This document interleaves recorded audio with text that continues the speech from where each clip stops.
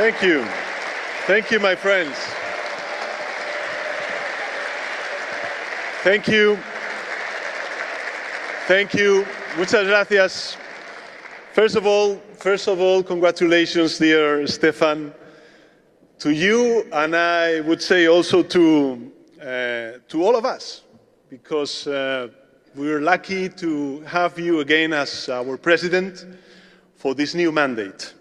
I believe we could not have chosen a better leader for your courage, for your ability to forge consensus and your gift to bring people together, but above all, for your deep, lifelong commitment to our ideals. So thank you very much, Stefan, for your friendship and your leadership.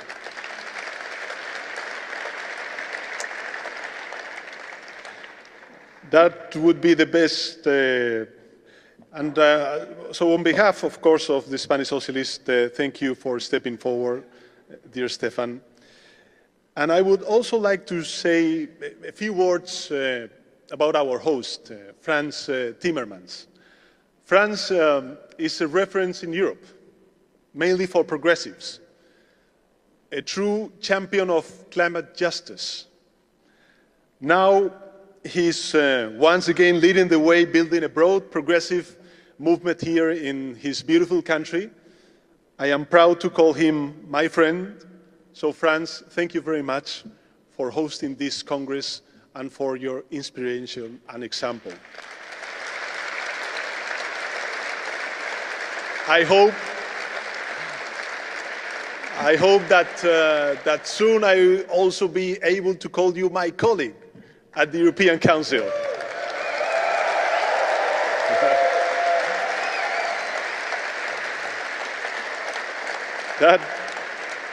That would be the best news.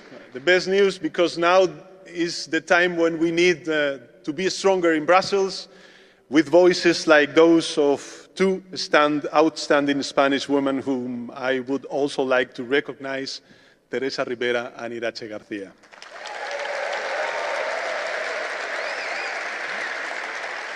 Well, my friends, we all know quite well the context we face.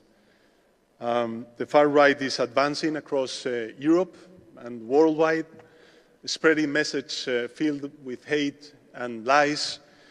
And what is the answer by the conventional right? What is the answer? In my view, surrender. Surrender by copy and paste. They copy their ideas and proposals and they paste their methods. And the reason is why they do that. In my opinion, they do it because they think it is their only chance to survive politically. They could not be more naive. Stefan, I once heard you quoting a sentence from Kennedy that perfectly describes that strategy. Those who seek power by riding the back of the tiger end up inside it. That is exactly what is happening with the conventional right. And it is not only a doomed strategy, it is a nonsense that endangers consensus built over decades and the very essence of the European project. So how many times must they repeat the same mistakes that led Europe to disaster? Will they ever learn the lessons of history? Because that is exactly what is happening across Europe. And my country, Spain, is not an exception. There, the conventional right has become just another satellite of the far right. They are willing to restrict the right to abortion, to deny the climate emergency, to repeal laws on democratic memory, and to roll back progress on gender-based violence. When they attack our freedom and conquest, they are undermining the very basis of democracy.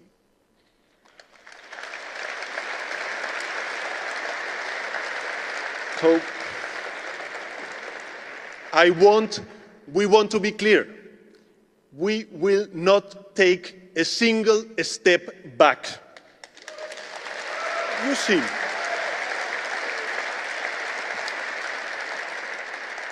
the conventional right bought the full far-right package. And they did it because they are scared. Scared of being swallowed by the tiger they think they can ride. Scared of losing votes.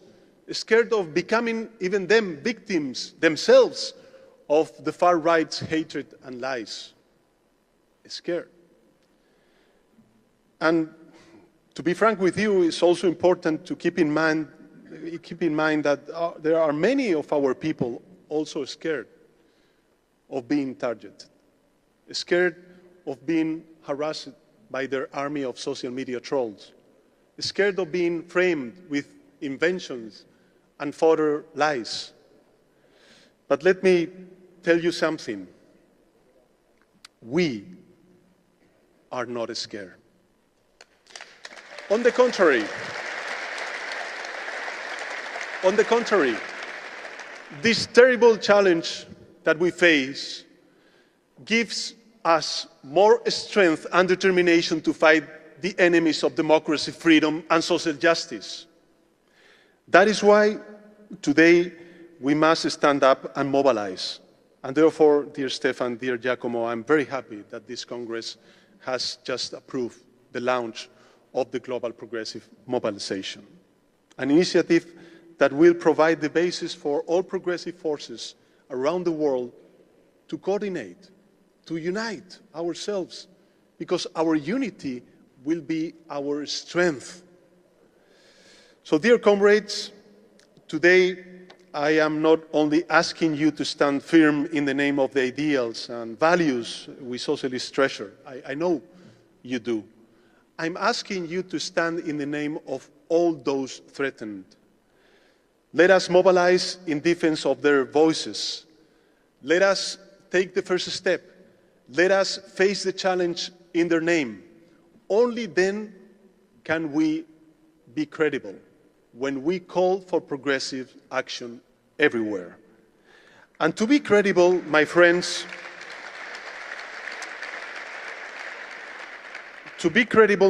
we must to be consistent. We must to be coherent. There cannot be double standards. All lives have the same value in Ukraine, in Gaza, or anywhere else in the world. Accepting double standards weakens Europe's moral authority and undermines the multilateral system itself. Accepting double standards is not what we socialists do. So to be credible, we must also remain loyal to our principles. We cannot accept the far right's frameworks. We cannot renounce our convictions for the sake of political convenience. We cannot sacrifice our long-term vision for a short-term gain. And that is what true leadership means. I know it is not easy. I know we face many pressures, but we must remain strong and determined because there is also reason for hope. Let me give you a very simple one example. When we govern, we prove that our policies work. We show that social democratic policies deliver. My country, Spain, is proving it. In 2025, according to the IMF, our growth rate will more than double the European Union average. And at the same time, we are reducing inequality to its lowest level in record history. And nearly 60% of our energy mix already comes from renewable sources. We are dismantling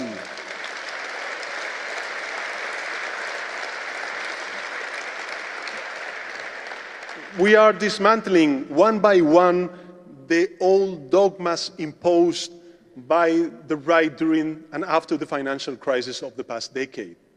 They say we couldn't grow while improving job and wage dignity. Wrong. They said we couldn't cut emissions without sacrificing economic growth. They were wrong. They said we couldn't grow, share, and protect the planet at the same time. Wrong.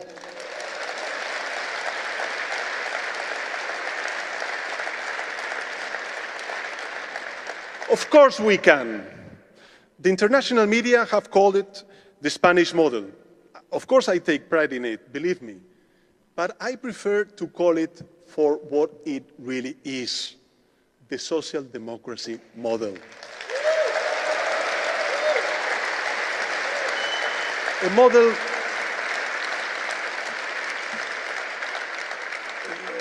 model that creates wealth and distributes it.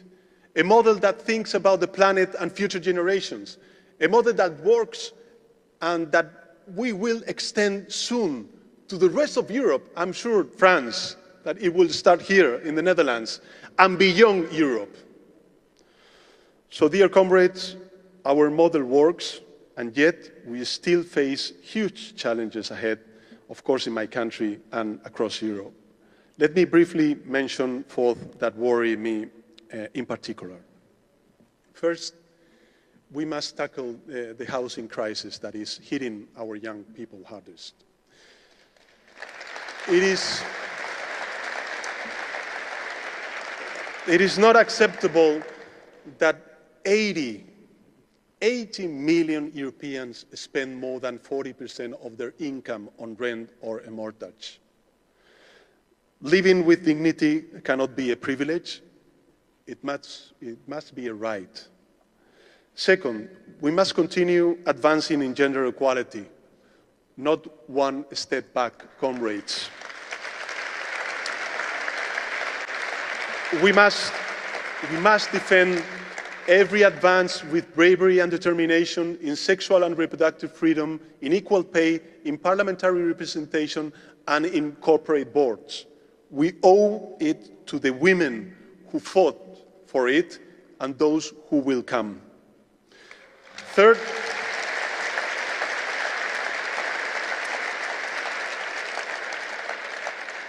we must strengthen our commitment to a just green transition, not only out of moral conviction, though that matters, of course, but because there is future and prosperity in the green economy.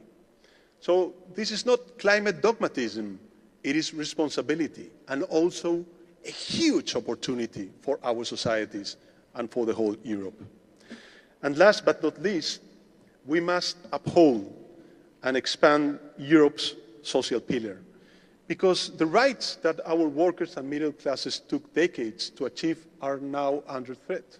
Decent jobs, public health and education, clean air, reduced inequalities. It is up to us to ensure that the European Union delivers better lives to our citizens, including common minimum wage throughout the European Union. So, dear friends,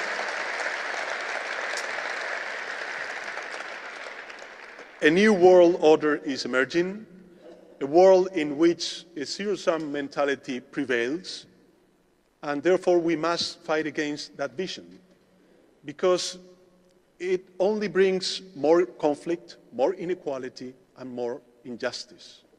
We must defend our soul, a social Europe, and we must make it compatible with our aspiration to grow through talent and innovation. We already know the way. I think that this idea of the open strategic autonomy is the only path to prevent us from becoming anyone's vassals. We don't choose our friends, we don't choose our circumstances or challenges, but we can choose how we face them.